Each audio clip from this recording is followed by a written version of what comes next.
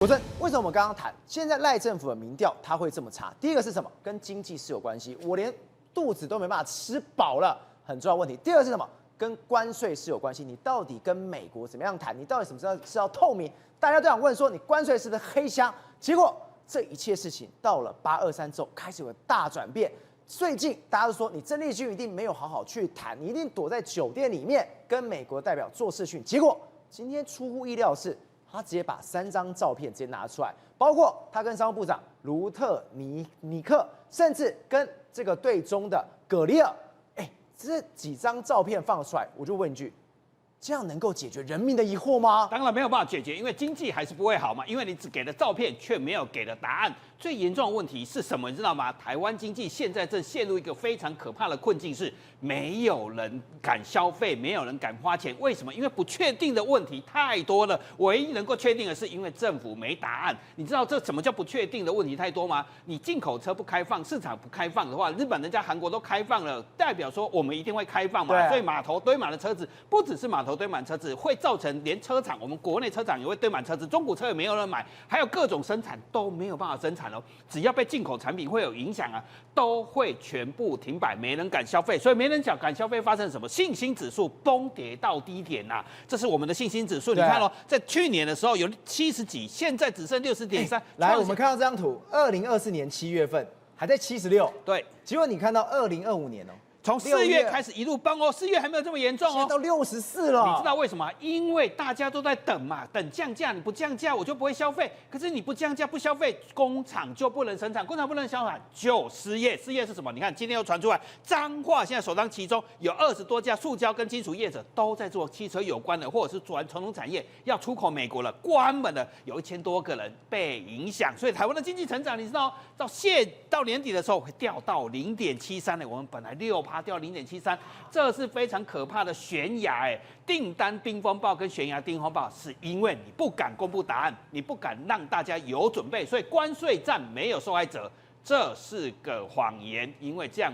不只是谎言，不止骗人家，是会让大家来不及准备。所以问题现在出在经济，所以他现在想办法抢救民调，所以就换了一个经济部长。但是大家不用期待太高，因为没有太大的创意，就是因为找不到更合适的人，所以选择一招是你用电脑一样，你把滑鼠打开，按左键，然后蔡英文的那个就把它复制这贴上。真的假的啦？就是复制贴上，就是按左键复制贴上，就是找到我们的公民新的部长，前国发会主委、行政院秘书长。那他被大家怎么形容他呢？其实他不会出错了，他是一个非常懂经济的人，经过这20多年历练，懂经济，但他有点无聊，就把前几任部长我们拿出来比嘛，把沈荣津部长拿出来比，他其实是长期工业起身的，所以有时候他对工厂的老板一通手机就可以打到对方了，对工厂老板对整个产业了若指掌，甚至直接跑到工厂里面，人家工厂里面的布置他还比老板还要清楚，甚至他对我们光电业者来讲，他就万事通，只要找他帮忙，很多问题就会解决。所以光电业者、离岸风电业者都找他帮忙，他甚至鼓励大家拿着钞票来找他，问题就可以解决了。可以大家鼓励多多投资。再来，王美花部长，她其实是一个很少见的女性部长，可是她会带刺哦，她所以柔中带硬，所以有时候立委在骂她的时候，反而被她刺到，所以她像一朵玫瑰花，里面有点刺。那郭部长当然大名大放，成功的企业家，但是他到了经济部里面，其实是大刀阔斧，他就被 K 爆了。他不是 K 爆，他把经部部官员 K 爆了，他对内是 K 爆了，对外部才被 K 爆，所以水土不服啊。难得他其实就是本来是一个很有趣的人物，大家其实我们有问一下经济部的官员。你愿意跟谁吃饭？他最不想跟郭明星，因为他最无聊。杰赖总统一开始是要大破大立，他不想走这条路。因为什么不想走这条路？因为走的用郭明星其实就是小英路线。我们来讲郭明星整个成长路程呢，他原本是在财经院做幕僚啊，所以他无聊到什么地步？你知道吗？做简报，其实他非常了解经济部。他在财经院工作了10年的时候，做到连 PPT 的底色风格都跟经济部一模一样。人家还没进经济部，他根本是把经济部的这一套带来了行政院的体系上面。对，没错，所以他一开始就在做计划、做政策，其实非常懂这些参与非常多的规划。到了2016年的时候，蔡英文上任的时候，其实就开始重用他，其实5+2产业亚洲矽谷。他都参与到了，所以整个政策的拟定，他可以说叫蔡英文的什么叫产品经理，把蔡英文的5+2产业政策，所以他一路从国发会副主委到经济部政次，到行政院政务委员，甚至国发会主委，最后是当到国发会主委，整个主导台湾的经济架构。如果我们想到蔡英文有哪些经济架构跟政策，其实就是出自龚明鑫之手，由他来真的是落实执行方案的。后来他就被落到行政院秘书长，那落到行政院秘书长就会变成各种强人林立的状况之下。我们知道赖总统其实在民间的时候，就那时候从行政院长下来的时候，组了很多民间读书会。他最主要的是铁三角，包括我们的总统府秘书长潘孟安，以及前高雄市长陈菊的整个内阁团队。所以他铁三角是3个人。接下来找了我们的合硕董事长童子贤，包括我们的前经济部长郭志辉，还有彭启明，还有我们国发会的前主委刘进清 Paul， 那组成民间投资会。他本来想做什么，你知道吗？组了这些民间团体之后，他不想走蔡英文路线，他想要破框，想要耳目一新，想要让大家知道什么叫 AI 内阁。所以本来一度叫童子贤，所以他用的是自己的读书会。所以龚明鑫一度怎么样？变成是行政院秘书长，本来整个政策的大局是要往这里走了，1年3个月走下来，结果他的新的破框内阁或让人家耳目一新的内阁走不下去了，只好又重新怎样复制贴上走蔡英文内阁走小英男孩来操包他的经济，因为他知道真正问题出在哪里。经济问题有几个问题要解决，包括关税问题。经济问题现在没有确定啊，你要有确定的答案，民间才有办法准备，才敢投资，才能应战。其实我们台湾真的要打关税应战，还没有开始打，你要告诉我答案是什么嘛？那这个问题其实他也没有办法解决，因为现在是副院长郑丽君在谈，轮不到经济部长来解决。再来人员政策也要改变啊。其实我们这次投票，大家也很希望电费不要再涨了。今年夏季电价，大家收到账单你会吓一跳。而且这次的民意投票其实是大多数人超过70%是支持核电延役的，结果你怎么解决？其实他也没有办法解决。为什么？经济部长是没有办法解决民进党的人员政策，所以这个也不可能。唯一能够解决的是现在民间非常惨，他可以救一些民间，因为他真的是懂经济的，这一点我们不要冤枉他。可是你把这些加起来之后，其实是只有4个字可以形容：孤城无力可回天了。这也太悲观了。今天讲完之后，竟然是孤城无力回天，没有力了，只能抢救民调，稳健内阁。你说他有大波大力吗？不太可能，只能说稳健的内阁把蔡英文复制贴上，让大家熟悉原来经济路线跟过去几年没有改变。可是要解决这几手难题，还是解铃还要系铃人，其实还是要最高领导人可能要改变他的风格跟方向，整个行政团队大更新才有办法解决。龟哥，我们刚刚特别提到，现在要救民调的最好方式是什么？就是把你的经济就把它做好。现在找了龚明鑫回来代表一件事情，现在要稳定，要稳定。但现在要稳定的结果，你看到了这个内阁改组，你傻眼了。为什么？过去在改内阁的时候，你该换人都要换，你有部长、部会的首长，通通都要换。就你第一次看到这种改革，竟然是换次长为主的。所以我刚才还在聊天嘛，那我一看到那个 AI 内阁，每次一看到那个 logo， 我就想到 A1 牛排酱，啊，那根本就是牛排酱，那根本是个 A1，那个牛排酱，那个拿来调味的。那这个事情要分几个层次来讲。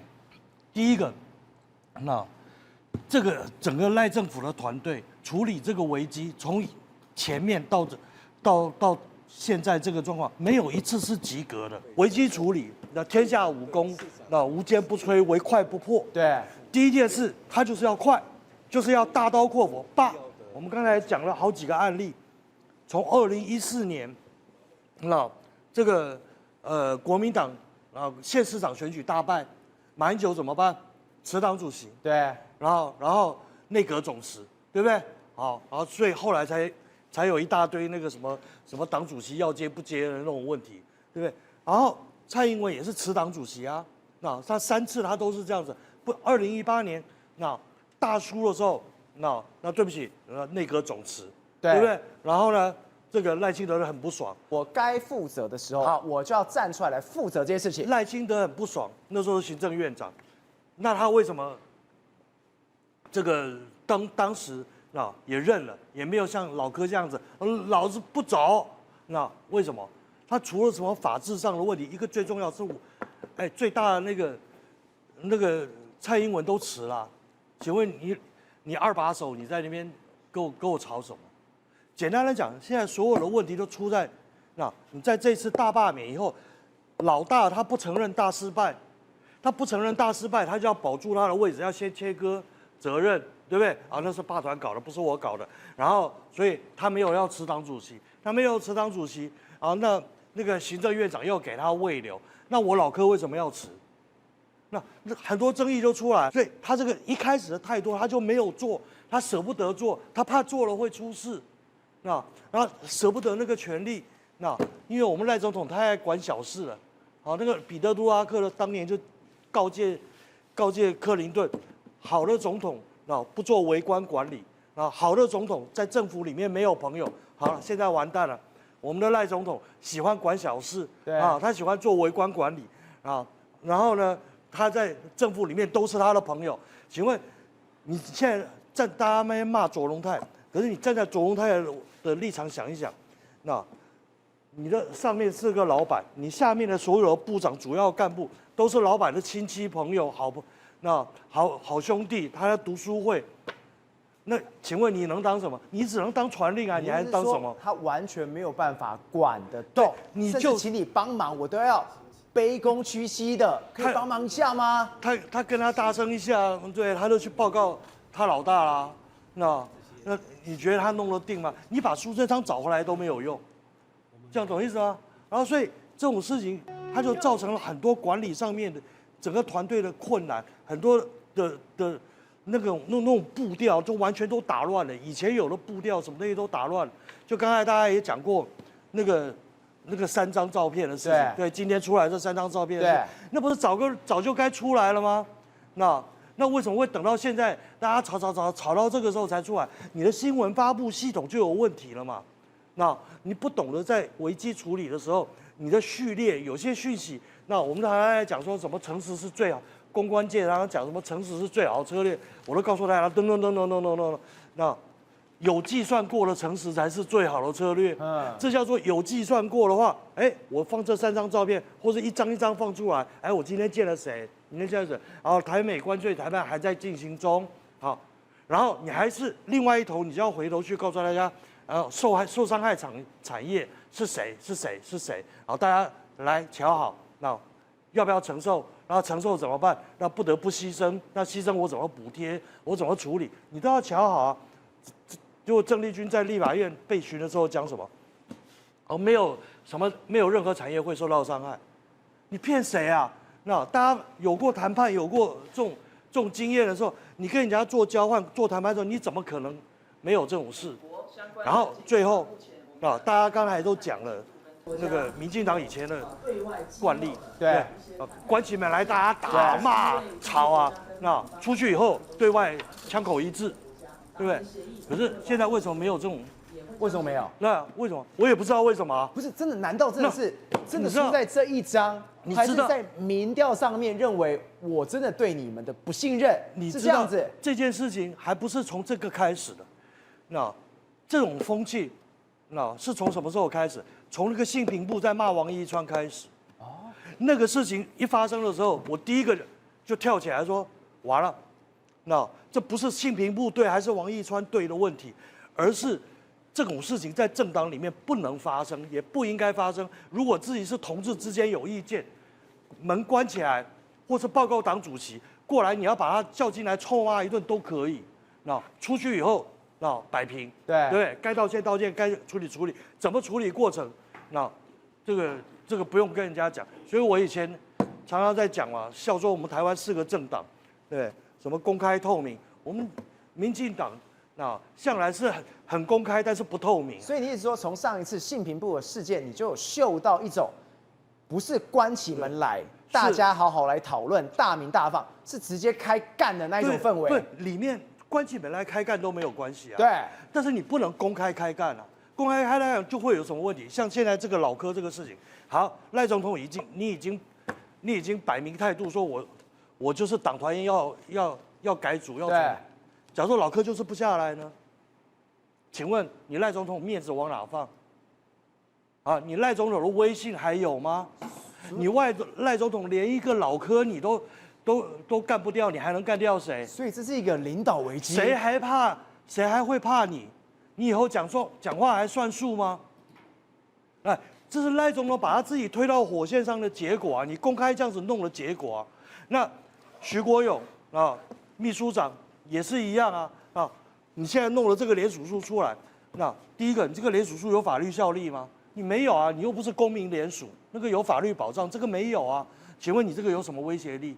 老柯是什么老油条？你怎么弄倒他？然后你赖总统你要弄倒老柯，你不要忘掉前面也有一个总统想尽方法要弄倒那国会头啊，那个叫马王斗争啊。对，马王争，结果是怎样？马英九剩9.2。